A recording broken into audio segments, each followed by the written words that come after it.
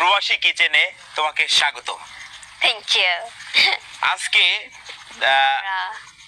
আমার মামুনি ওরা পুরো পরিবার আমাদের বাসায় বেড়াতে আসছেন।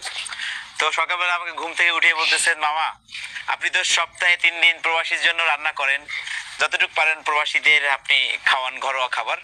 আজকের স্পন্সর আমি করব। আমি বললাম তুমি স্পন্সর করবা, ওকে কি রান্না করবা? তো ওর আম্মা 4টা ইলিশ মাছ নিয়ে আসছিল, ওর মা। তো ওদের স্পন্সর হচ্ছে ওদের ইলিশ মাছ। ইলিশ মাছ। তা আজকে কি করবা ইলিশ মাছ দিয়ে? ইলিশ মাছে বিরিয়ানি, পোলাও। পোলাও, ইলিশ মাছের পোলাও। পোলাও আমি রান্না করব, তার সাথে সাথে থাকবে হচ্ছে কেন্দে দিয়ে। কেঁদে দিয়েছি।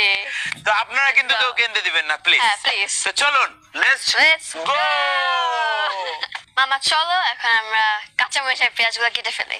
ওকে ওকে লেটস গো। কিন্তু দাঁড়াও, যেহেতু এটা প্রবাসী ভাইরা, হ্যাঁ। তারপর হচ্ছে আমরা খাবো, আগে কি উচিত? ও এখানে আসার আগে হাত ধুয়ে এসেছি যখন, Yes. তখন আমাদের প্রত্যেকটা গ্লাভস পরা উচিত Yeah. সুন্দর করে।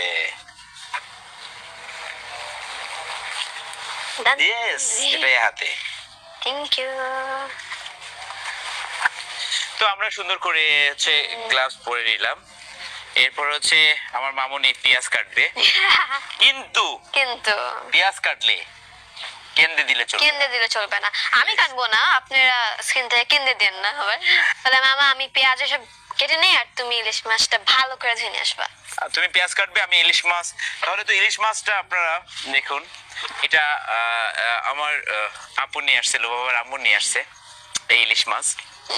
তো আমি ইলিশ মাছ ধুয়ে নিয়ে আসি, আর আমি তুমি করো কি পেঁয়াজটা কেটে ফেলো প্লিজ। কেটে ফেলি। হ্যাঁ Okay. পেঁয়াজ এবং কাঁচামরিচ কেটে ফেলো।